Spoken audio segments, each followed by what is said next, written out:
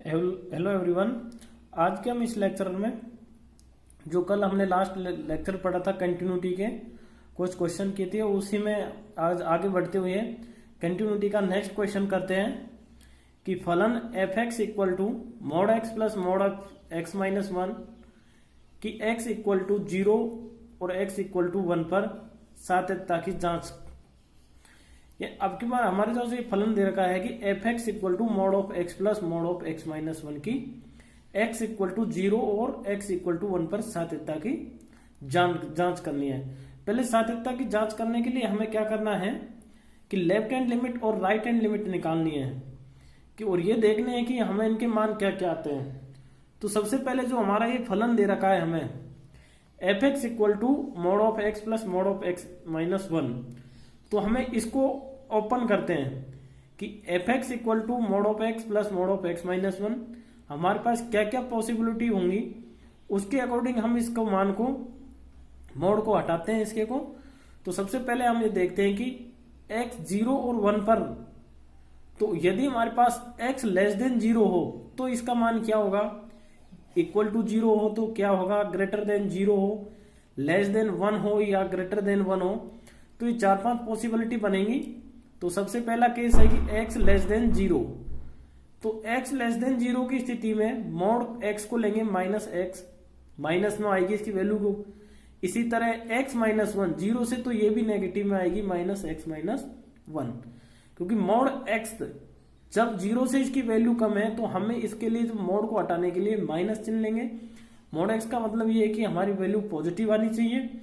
जब अंदर पहले से ही नेगेटिव है, 0 less than x less than 0 है, तो यह माइनस एक्स माइनस वन हो जाएगा, तो इक्वल टू 1 माइनस 2x आएगा। x इक्वल टू 0 रखेंगे तो ये 0 हो जाएगा, ये x में 0 माइनस वन तो पॉजिटिव 1 आ जाएगा इसका मान। इसी तरह x इक्वल टू 1 रखेंगे तो 1 प्लस 1 माइनस 1 0, तो 1 प्लस 0 इक्वल टू 1। अब एक केस ऐसा आएगा कि 0 से 1 के बीच में वैल्यू रहे, तो 0 से 1 के बीच में तो ये पहली पॉजिटिव रहेगी, तो यहाँ पॉजिटिव x आ जाएगा, लेकिन यहां पर नेगेटिव आएगी वैल्यू, क्योंकि एक पहले से ही है और एक से एक वैल्यू कम आ रही है तो ये नेगेटिव हो जाएगा। तो माइनस चिन्ह लगाएंगे, minus x minus one equal to x से एक्स, तो एक बच गया। अब x ग्रेटर देन 1 हो तो f x equal to x plus x minus one, यहां पर दोनों पॉजिटिव में लेंगे क्योंकि x ग्रेटर देन 1 है, तो equal to 2x minus one. तो हम इस फंक्शंस को इस तरह से लिख देंगे 1 माइनस 2x 1 और 2x माइनस वन। जब 0 से छोटा हो x का मान x लेस देन 0 और 1 आएगा जब 0 x is greater than equal to 0 and less than equal to 1 और x ग्रेटर देन 1 पे 2x माइनस वन। अब हम इसके लिए LHL और RHL निकालेंगे, यानी left hand limit right hand limit और सातत्यता की जांच करेंगे। तो सबसे पहले x इक्वल टू 0 पे करते हैं, तो f0 की वैल्यू कितनी है 1, क्योंकि 0 इसमें। इसी तरह अब f0 माइनस 0 यानी लेफ्ट हैंड लिमिट के limit h tends to 0 f0 minus h equal to limit h tends to 0 f0 minus h। तो ऊपर वाला ये फर्स्ट जो है x लेस देन 0 है, तो 1 माइनस 2 कि 0 माइनस h, 0 माइनस h है, तो यहाँ x की जगह क्या रखेंगे 0 माइनस h, तो इक्वल टू 1 आ जाएगा लिमिट यूज करेंगे तो। इसी तरह f0 प्लस 0 यानी limit h tends to 0 f0 plus h, limit h tends to 0 जैसे 0 प्लस h में जाएंगे तो 0, तो यहाँ पर वैल्यू 1 आ जाएगी। तो यहाँ देख रहे हैं कि हमें तीनों के मान सेम है, तो अर्थात x बराबर 0 पर सतत है, यानी f0 माइनस 0 और f0 plus 0 left hand limit और right hand limit. x equal to 1 पे f1 इक्वल टू 1 है, इसी तरह f1 प्लस 0 और f1 माइनस 0 निकालेंगे तो इनके मान भी 1 आएंगे, तो अर्थात x बराबर 1 पर भी ये सतत है। अब हम इसकी कुछ प्रॉपर्टीज देखेंगे कंटिन्यूटी फंक्शंस की, क्योंकि थ्योरम्स के रूप में है तो कॉची डेफिनेशन का भी यूज होगा इसमें आगे जाके। तो स्टेटमेंट क्या है इस थ्योरम का कि यदि फलन f समवर्त अंतराल AB में सतत है तो इस अंतराल के परिमित उप अंतरालों में विभाजित किया जा सकता है कि दिए हुए एप्सिलॉन के लिए fx1 minus fx2 less than mod में mod of fx1 minus fx2 less than epsilon, जहां x1 और x2 एक ही उप अंतराल के बिंदु हैं। तो सबसे पहले इस जो स्टेटमेंट दे रखा है इस थ्योरम का, इसके हम विरोधाभास चलते हैं इसको, यानी इसके कॉन्ट्रडिक्शन में चलेंगे कि अपोजिट चलेंगे। यदि f अंतराल संवृत अंतराल यानी क्लोज इंटरवल ए बी में सतत है तो अपन मानते हैं कि ये असत्य है, ये जो दिया गया कथन सत्य नहीं है अर्थात असत्य है। तो माना प्रमेय ए बी में असत्य है, जो कि हमने सतत दे रखा था, तो हम इसको विरोधाभास में लेके चलते हैं। यदि a plus B upon 2 equal to C, तो I0 जो इंटरवल है ए बी को I0 से डिनोट कर रहे हैं, को दो अंतराल ए सी व सी बी में, क्योंकि सी मिड पॉइंट लिया है हमने इसका, ए सी व सी बी में विभाजित किया जा सकता है। क्योंकि सिंस प्रमेय ए बी में सत्य नहीं है, अर्थात प्रमेय जो ए बी में सत्य नहीं है, तो इसके उपअंतराल में किसी न किसी एक में असत्य होगी। जो इसके उपअंतराल थे ए सी व सी बी, इनमें से किसी भी एक अंतराल में ये असत्य होगी। क्योंकि हमने लिया ए बी में असत्य है, तो ए बी के जो फर्स्ट टाइम हम उपअंतराल डिवाइड कर रहे हैं, इसको दो अंतराल लिए ए सी व सी बी में विभाजित किया, दो उपअंतराल लिए ये ए प्लस बी अपॉन 2 करके सी मिड पॉइंट लिया। तो इसका जो आया कि हमने माना कि अब ये जो ए बी के दो, जो ए बी अंतराल था हमारा, उसके दो उप अंतराल लिए ए सी और सी बी। अब हम सुविधा अनुसार कोई सा भी एक ले सकते हैं, उसमें उप अंतराल माना सी बी में ये असत्य है, क्योंकि ए बी में असत्य तो उसके किसी न किसी उप अंतराल में ऊपर में वो फलन असत्य ऐसा सतत नहीं होगी, यानी असतत होगी। सी बी को डिनोट कर रहे हैं हम A1 B1 से, जो सी बी लिया है हमने A1 B1 से।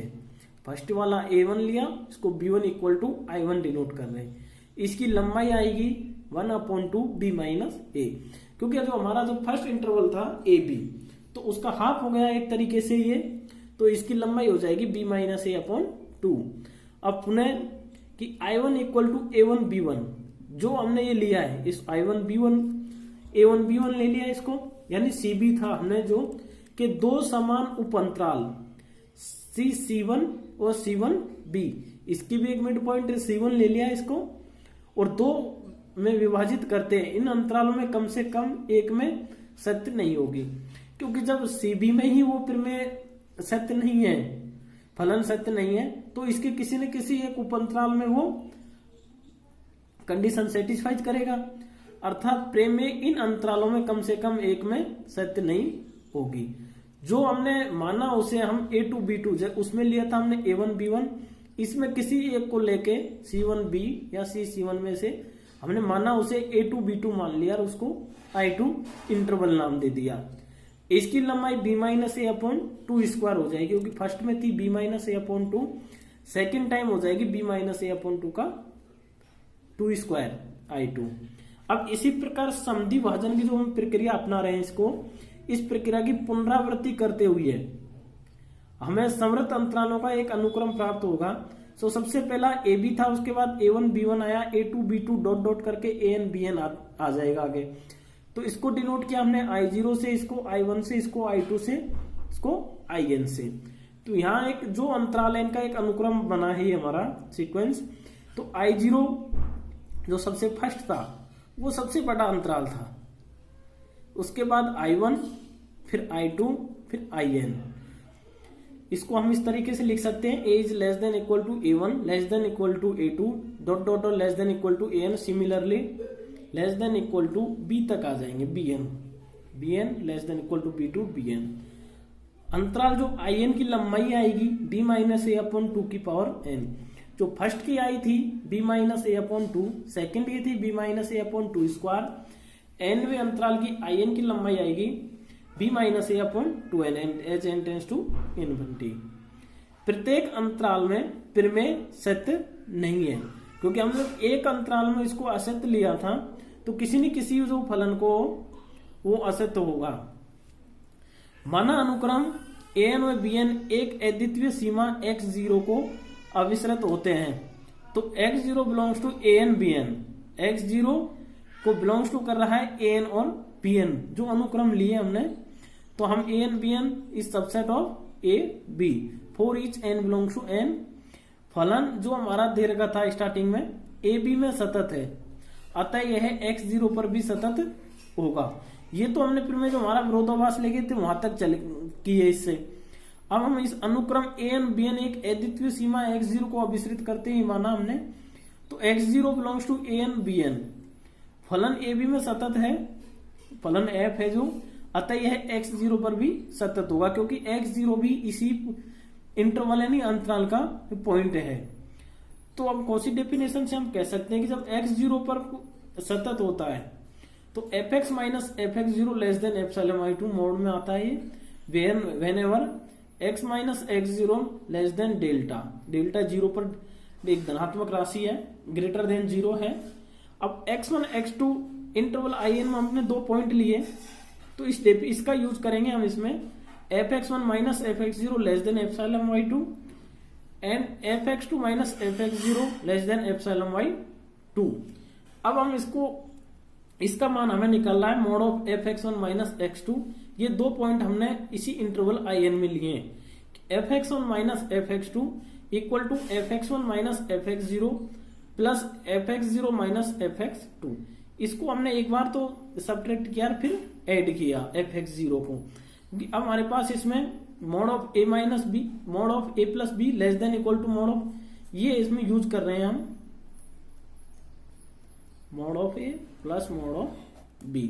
तो ये इसको a ले लें, इसको b ले लें, तो less than equal to mod of a की मोड ऑफ b प्लस में, तो fx1 माइनस fx0 और fx0 माइनस fx2।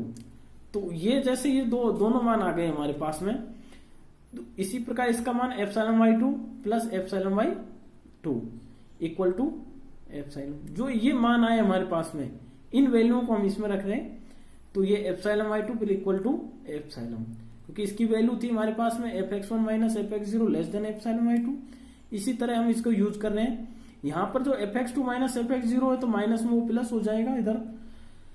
यह परिणाम प्रमेय के असत्य होने के विपरीत है। जो ये हमारा परिणाम आया था ये कौशी डेफिनेशन से सत्यता की डेफिनेशन है सर। तो ये हमारे पास उस परिणाम के जो हमने माना कि हम विरोधाभास लेके चले उसके विपरीत है ये, क्योंकि ये तो सतत दर्शा रहा है। अतः यह परिणाम प्रमेय के असत्य होने के विपरीत है। अतः पूर्व जो हमने माना गया वह हमारा स्टेटमेंट गलत है, अर्थात जो थ्योरम का स्टेटमेंट है ये प्रमेय हमारी सत्य है। तो इसमें ये पॉइंट यहां तक तो अपन समद्वि भाजन की प्रक्रिया से आ गए थे I0 I1 I2 IN तक।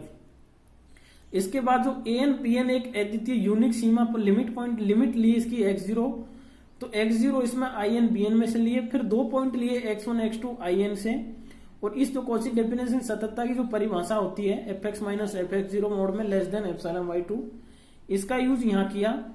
तो सिंस fx1 माइनस fx2, एक बार fx को 0 को इसमें सब्ट्रैक्ट किया फिर ऐड किया, क्योंकि हम इसका यूज करेंगे। फिर ये फॉर्मूला का इसको यहाँ ओपन कर दिया कि less than equal to value इसमें कम आएगी इसकी।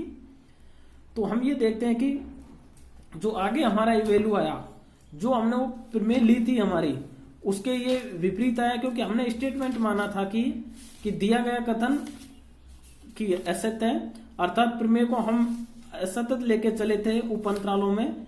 तो हमारा ये लास्ट में जो ये स्टेटमेंट निकला fx1 माइनस fx2, ये सब उसके विरोधाभास में है। अतः हमने जो स्टेट माना था वो गलत है कि प्रमेय सत्य है। थैंक्स।